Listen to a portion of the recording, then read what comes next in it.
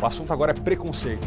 Um funcionário de um mercado denuncia uma colega de trabalho por injúria racial. Esse caso está sendo investigado pela 33ª Delegacia lá em Santa Maria, onde fica o mercado em que a ocorrência aconteceu. Durante uma discussão, a mulher ofendeu o colega, que é negro, usando termos ofensivos como preto sujo. Depois de sofrer o ataque racista, a vítima, que é um jovem de 18 anos, chamou a polícia, que conduziu os envolvidos até a delegacia. Essa mulher pagou fiança e foi liberada. O nome e idade dela não foram divulgados. Após o episódio lamentável, a vítima do caso de racismo, uma testemunha e a mulher, que foi a suposta agressora, foram demitidos. A vítima das injúrias denuncia ainda que, quando foi reclamar com um empregador, foi tratado com descaso. Nós conversamos com esse rapaz, ele se chama Douglas e ele mandou um vídeo pra gente.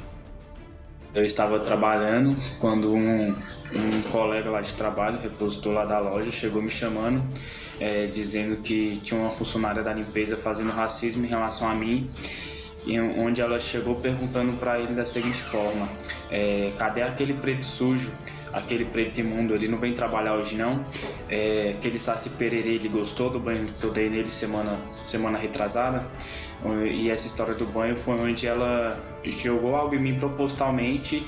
Eu fui tirar satisfação com ela e ela saiu rindo da minha cara. Aí eu cheguei nela, né, um pouco alterado, chorando, perguntei para ela por que ela estava fazendo aquilo, né, e que não ia ficar desse jeito. Ela saiu rindo, dizendo que não estava nem aí. Aí eu fui lá nos encarregados, contei o que tinha acontecido. Eles foram e, em vez deles me apoiar, entendeu? Em vez deles ter uma postura de autoridade, eles me trataram com muita arrogância, com muita ignorância, dizendo que era para mim ficar na minha e abaixar minha bola. Eu fiquei revoltadíssimo com isso e com ela, eles tiveram uma postura totalmente diferente. Eles disseram que eu não era para eu estar daquele jeito, como se o que tivesse acontecido não fosse nada, como se o que ela tivesse feito não fosse nada, não fosse crime. Eles aplicaram uma advertência verbal nela, entendeu? E aí eu liguei para a polícia de imediato, eu falei que ia chamar a justiça porque não estava certo. Eles ficaram de cara quando viu ela lá trabalhando normalmente, entendeu? Aí botaram ela na viatura, levaram ela de imediato. Aí ele pediu para a testemunha se apresentar na delegacia, perguntando se a testemunha poderia ir lá na delegacia com a gente depor. Eles não quiseram deixar a testemunha ir até a delegacia, ela ficou presa de imediato. Eles me deram um papel para eu assinar, dizendo que se eu assinasse, ela seria presa de imediato. Eu assinei, não pensei duas vezes. E horas depois, eles mandaram uma supervisora do mercado pagar a fiança dela, que foi outra coisa que me deixou indignado e que me fez a gente ficar inconformados também. Forte o relato do Douglas, hein? Rico em detalhes, né? Beethoven Andrade, presidente da Comissão de Igualdade Racial da OAB, está conosco ao vivo e nos ajuda a entender essas questões raciais no ambiente de trabalho. Boa tarde, Beethoven. Obrigado por ter vindo. Eu te pergunto, o supermercado alega que o agressor, ou melhor, a agressora, foi demitida porque foi presa por injúria racial. Mas quanto ao ofendido, o argumento é que essa demissão já estava nos planos por corte de gastos. E agora? Olá, boa tarde a todos que nos acompanham. A questão da demissão em si, se foi decorrente do fato ou não, ela já deveria ser propiciada já no primeiro instante, né? Segundo o relato dele, houve um dia anterior em que foi relatado e a partir desse momento ele já deveria ter sido propiciada a demissão dela, né? E aí esse comportamento da empresa, segundo o relato dele, institucionaliza o racismo dentro da empresa, né? A empresa ela não poderia ser conivente com o ato, não poderia demiti-lo por conta disso, né? E se a demissão de fato houve uma relevância, foi relevante o fato do ocorrido ali para a demissão dele, é porque realmente a empresa tem esse comportamento de não combater o racismo, né? E até de auxiliar também para que ele se propague dentro dos seus estabelecimentos, né? E isso se reflete muito também na intenção da empresa também de preservar a agressora, né? Indo até o local, pagando a fiança para que ela saia, né? Muito embora não deveria ter ocorrido a fiança, né? O racismo ele é um crime imprescritível, é um crime inafiançável, né? Ela deveria ter continuado presa e respondendo. É importante que a gente entenda que, no caso, ela reflete todo um comportamento social, Por isso, não poderia ser classificado como injúria, né? A justiça brasileira, o judiciário, a polícia judiciária, ela entende geralmente que a injúria racial se dá quando você consegue determinar a vítima ou determinar o coletivo que foi agredido, né, com aquela violência ali. Mas no caso ela reflete todo um comportamento social. Quando ela chama ele de negro imundo, né, ou de saci, né, isso é algo que vem do racismo estrutural, é algo que vem do racismo recreativo, e isso se propaga no comportamento social, né? A empresa até chega a soltar uma nota também falando que os comportamentos de violência racial contra negros é algo que faz parte do cotidiano do negro, e isso é um mero engano da empresa, né? Isso não faz parte do nosso cotidiano enquanto os negros. Na verdade, isso deve ser combatido principalmente dentro das relações trabalhistas, que é onde de fato mais acontece.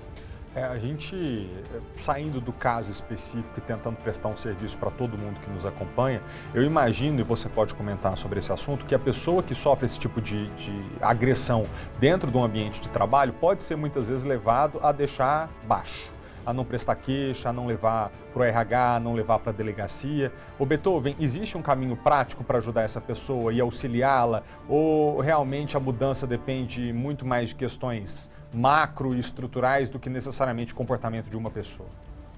Depende muito mais da instituição em si. Se existe dentro da instituição uma política de combate ao racismo, à discriminação, as pessoas que sofrem essa violência elas vão estar motivadas a procurar o RH ou procurar o canal de denúncia, né? Se não há, né, no caso fica bem nítido que não haveria um canal e que, na verdade, quando ele denuncia, ele é hostilizado, né? Ele é motivado a não propagar isso aí, de não relatar às autoridades policiais. Então, de fato, se percebe que há um racismo institucionalizado ali, decorrente um pouco também do racismo estrutural, né? Mas o melhor canal seria, de fato, procurar o policiamento, né? Chamar o policiamento ao local, assim como o jovem fez quando ele viu que a agressora permanecia trabalhando, né? Procurar o Ministério Público, fazer um relato também ao Ministério Público, às autoridades policiais, para que também seja tomada providência. A Lei 7.716, ela vê também uma possibilidade de condenação aos gestores daquela empresa, aos gerentes, né, que no caso foram relatados ali.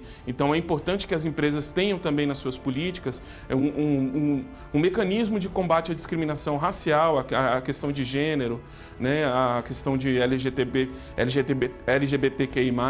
Então ela tem que realmente criar uma política de combate a qualquer tipo de discriminação. Tá? Não é simplesmente um fato de preconceito. O preconceito é algo mais imaturo, né? A justiça tratou isso, a polícia, no caso, tratou como injúria racial, vendo que foi algo mais superficial, algo como um preconceito. Quando, na verdade, foi um ato realmente discriminatório, né? De jogar álcool, de querer fazer limpeza, chamar de negro sujo.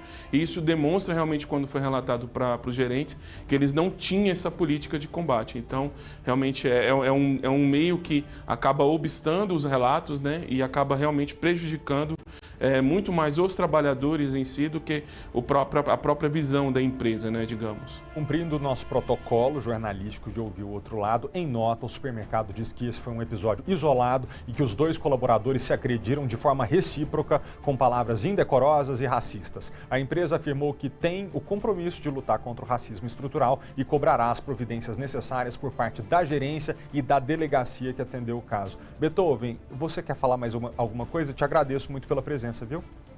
Bom, o que a gente pode realmente falar é que isso sirva de incentivo, né?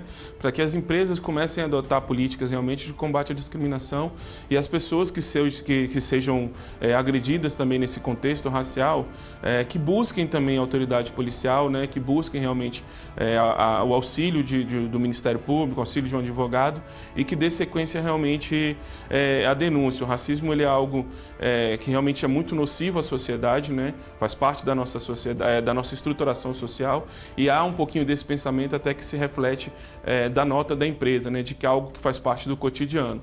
E algo que não faz parte do cotidiano é algo realmente nocivo a toda a nossa convivência harmoniosa, né, na sociedade. Beethoven Andrade, presidente da Comissão de Igualdade Racial da OAB, muito obrigado pela participação.